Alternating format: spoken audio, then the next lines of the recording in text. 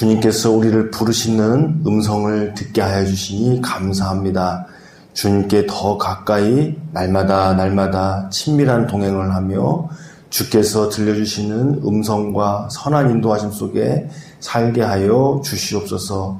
야곱과 그의 가정을 보호하시고 또 그들을 지켜보시며 간구를 들으시고 응답하시는 하나님, 오늘 우리에게도 함께 하시고 보고 듣고 일하시니 감사합니다. 예수님의 이름으로 기도드리옵나이다. 아멘. 자, 우리가 우리 창세기 오늘은 31장을 함께 보도록 하겠습니다. 네. 자, 31장의 내용은 이러합니다. 이제 야곱이 삼촌 집에서 7 플러스 7년 14년간 일을 했어요. 아이도 11명씩이나 낳았고요. 근데 가장 많이 사랑했던, 정말 꿀이 뚝뚝 떨어지던 야곱과 라헬 사이에서 가장 마지막으로 아이가 태어난 거예요. 이제 요셉이 태어난 거죠. 우리 주일 예배 말씀과 어제 말씀인데, 정말 야곱과 라헬이 영화 주인공처럼 서로 사랑했지만, 이 두 사람이 거꾸로 다른 사람들에게 베풀고 섬기는 것이 부족했어요. 어떤 면에서는. 왜냐하면 하나님께서는 이 하나님의 백성들을 가르치시기를 원하시고 또 빚어가시기를 원하시는데, 언니 레아는 그 두 부부에 의해서 미움을 받고 괄시를 받았기 때문에 하나님께서 그걸 보시고 태를 열어주셨어요. 인생을 열어주셨어요.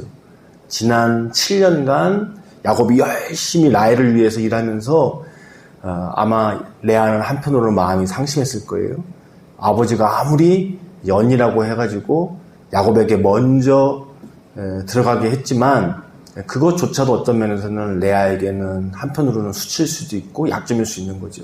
그런데 이 야곱과 라헬이 그 언니를 미워하고 괄시하는 것을 하나님께서 보시고 레아의 태는 열어주시고 그 인생도 열어주시더라. 원어를 보면. 한편 라헬은 오히려 그 태를 닫으시고 인생이 또 어떻게 보면 역경과 어려움 속에서 다른 사람을 생각해 볼 수 있는 그런 환경을 만들어주셨어요.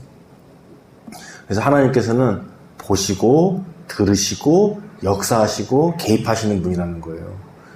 그래서 이 야곱에게 어떻게 하다 보니까 시기와 질투와 경쟁 속에서 여인들의 경쟁 속에 출산 경쟁이 있다 보니까 아내가 넷이 생겼는데, 인간의 모습 속에서는 사실 일관성도 없고 또 감정적이고 하다 보니까 교훈을 얻을 수 없지만, 그 이면에는 하나님께서 보고 계신다, 하나님께서 긍휼함으로 역사하신다라는 것을 볼 수가 있습니다. 그래서 결국에는 최종적으로는 오늘 이제 본문으로 가야 되니까요. 얼른 라헬이 가장 사랑받는 자로서 야곱의 사랑을 독차지하고 어떻게 보면은 가장 큰 힘을 가졌지만, 하나님께서 그 태를 닫으시고 도리어 언니가 6이나 아들을 낳고 심지어는 양쪽 몸종들도 아들을 둘씩이나 낳게 되는 그런 모습을 다 보고 나서야 마음이 가난해지니까 하나님 앞에 간구하기 시작했어요. 그래서 성경에서 뭐라 하면 하나님께서 들으시고 라헬의 간구를 들으시고 라헬을 생각하신지라 드디어 라헬에게도 요셉이 태어나더라. 자, 그렇게 14년이 지난 거예요. 근데 야곱에게는 재산이 없었어요. 심지어는 이러한 가족들조차도 이제 삼촌이 공식적으로 인정을 해줘야 되는 거예요. 그래서 야곱이 삼촌에게 이제 떠나고 싶습니다. 저에게는 재산도 없습니다. 삼촌 앞에 열심히 봉사하고 섬기고 했지만 이 가족들도 이제는 삼촌이 허락해줘야 내 집이 세워지는 겁니다. 이렇게 얘기하면서 고향으로 떠나겠습니다. 이렇게 얘기를 했어요. 이 라반은 야곱보다 계산이 빠르잖아요. 조카가 있어야 더 좋으니까. 너 여기 있어라. 내가 이제 품삯을 정식으로 새롭게 쳐주겠다. 자, 그렇게 해서 야곱이 삼촌에게 이야기한 품삯이 뭐냐면, 양과 염소와 이런 가축들이 있으면 거기서 얼룩진 거, 점박이 뭐 이런 것들은 좀 이 우성적인 거, 약한 것으로 그 당시 취급이 되고 그래서 그런 것들을 나에게 주십시오. 그렇게 얘기를 한 거예요. 이제부터는 그런 점박이나 검정 양이나 얼룩진 거가 제 거고 하얀 것들은 삼촌 겁니다. 그렇게 확 구분이 될 거 아니에요. 그래서 라반이 좋다 이렇게 얘기하면 그렇게 하자.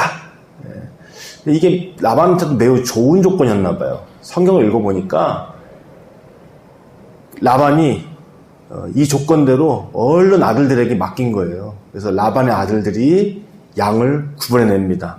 그래서 얼룩진 것들을 야곱에게 주고 하얀 것들은 이 라반의 가족들이 따로 관리를 하게 된 거예요. 상당히 멀리 떨어진 거리였어요. 자, 바로 이러한 배경을 가지고 오늘 말씀이 있는 건데 야곱은 어떤 자신감이 있었냐면 내가 열심히 하면 혹은 내가 열심히 잘 이렇게 가축들을 조작을 하면 이 얼룩진 것들이 많이 태어난다고 생각을 한 거예요. 그래서 그 당시에 뭐 미신일 수도 있겠고 아니면은 민간에서 내려오는 이야기일 수도 있겠고 그래서 양들이 물 먹을 때 막 이렇게 얼룩덜룩한 거를 세워놓고 양들이 서로 새끼를 뵈려고 할 때 거기다 그렇게 무늬 있는 거, 색깔 있는 것을 보여주면 그런 얼룩무늬, 점박이들이 태어난다고 생각을 한 거예요. 그래서 그런 노력들을 많이 했고 야곱이 보기에는 실제로 그래서 많은 소출을 얻게 된 거죠. 부자가 된 거예요. 하나님께서 뒤에서 도와주셔가지고 자 그런 배경을 가지고 오늘 읽어보겠습니다. 31장 우리 1절부터 12절까지 좀 길지만 이런 내용입니다. 자 방금 그런 배경을 통해서 야곱은 삼촌 라반이 모르게 양들과 염소들을 어떻게 보면은 조작을 해서 더 많이 얼룩무늬들이 낳게끔 막 해가지고 재산이 많이 늘었다고 생각을 했어요. 그런데 반전이 있는 거예요. 반전이. 꿈속에서 하나님께 나타나가지고 야곱에게 이야기를 하시는데 거길 보니까 반전이 있는 거예요. 자, 그걸 염두에 두고 읽습니다. 31장 1절에서 12절입니다. 야곱이 라반의 아들들이 하는 말을 들은즉 야곱이 우리 아버지의 소유를 다 빼앗고 우리 아버지의 소유로 말미암아 이 모든 재물을 모았다 하는지라. 야곱이 라반의 안색을 본즉 자기에게 대하여 전과 같지 아니하더라. 여호와께서 야곱에게 이르시되 내 조상의 땅 내 족속에게로 돌아가라. 내가 너와 함께 있으리라 하신지라. 야곱이 사람을 보내어 라헬과 레아를 자기 양떼가 있는 들로 불러다가 그들에게 이르되 내가 그대들의 아버지의 안색을 본즉 내게 대하여 전과 같지 아니하도다. 그러할지라도 내 아버지의 하나님은 나와 함께 계셨느니라. 그들도 알거니와 내가 힘을 다하여 그들의 아버지를 섬겼거늘 그들의 아버지가 나를 속여 품삯을 10번이나 변경하였느니라. 그러나 하나님이 그를 막으사 나를 해치지 못하게 하셨으며 그가 이르기를 점 있는 것이 내 삭시되리라 하면 온 양떼가 낳은 것이 점 있는 것이요 또 얼룩무늬 있는 것이 내 삭시되리라 하면 온 양떼가 낳은 것이 얼룩무늬 있는 것이니 하나님이 이같이 그대들의 아버지의 가축을 빼앗아 내게 주셨느니라. 그 양떼가 새끼 뵐 때에 내가 꿈에 눈을 들어 보니 양떼를 탄 순양은 다 얼룩무늬 있는 것과 점 있는 것과 아롱진 것이었더라. 꿈에 하나님의 사자가 내게 말씀하시기를 야곱아 하기로 내가 대답하기를 여기 있나이다 하매 이르시되 내 눈을 들어 양떼를 탄 순양은 다 얼룩무늬 있는 것, 점 있는 것과 아롱진 것이니라. 라반이 내게 행한 모든 것을 내가 보았노라. 아멘. 자, 여기 보면 12절 마지막에 보면 라반이 내게 행한 모든 것을 내가 보았노라 그랬어요. 하나님께서 다 보고 계시다는 거예요.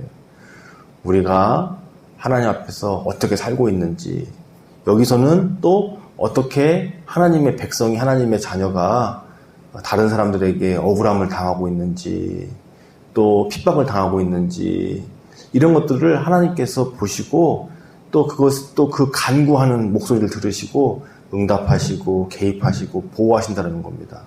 자, 앞서서 좀 길게 설명했지만 그 야곱의 아내와 첩들이 출산 경쟁을 하잖아요. 거기에서는 하나의 기준이 있어요. 그게 뭐냐면 하나님께서 약한 자를 돌보신다. 또한 하나님 앞에 간구하고 의지하면 응답하신다. 왜냐면 하나님은 그걸 가르쳐주고 싶어 하셨거든요. 하나님 앞에 생명의 주권이 있음을, 또 그 생명과 삶이라는 것은 우리가 하나님 앞에 간구할 때, 손을 내밀 때 하나님께서 선하게 역사하신다는 것을 가르쳐 주시려고 그 인간적인 출산 경쟁이지만 하나님께서는 그 여인들이 하나님 앞에 어떻게 간구하는가, 또 다른 이들의 마음을 헤아리고 선을 베푸는가, 아니면 반대로 자기가 힘을 가지고 있으면서 다른 사람을 미워하고 괄시하고 핍박하는가, 이걸 보시면서 태를 열기도 하시고 다독이시기도 하면서 사람을 높여주시기도 하고 사람을 낮추시기도 하고 그러셨다는 거예요. 이런 것처럼 똑같이 야곱과 라반이 있는데 새롭게 거래를 했잖아요. 서로가 서로에게 손해가 되지 않는 그런 접점을 찾으니까 거래가 된 거잖아요. 그런데 하나님께서는 야곱에게 계속해서 약속대로 재산을 불리게 해주셨어요. 왜냐하면 야곱은 얘기했지 않습니까? 14년 동안 삼촌에게 받은 게 없어요. 그냥 무급봉사한 거예요. 아내를 얻고 자녀가 생기는 것 때문에. 그런데 그것조차도 마음대로 할 수 없는 자기 것이 아니었어요. 그만큼 너무나도 불공정한 대우를 받고 있었던 건데, 지금 새롭게 재계약을 해가지고 이제 얼룩진 거, 점박이, 검정 거는 이제 야곱 것이 된 건데 하나님께서 복을 주신 거예요. 야곱은 그렇게 생각했어요. 내가 민간에서 내려오는 이야기들, 여기저기서 배운 것들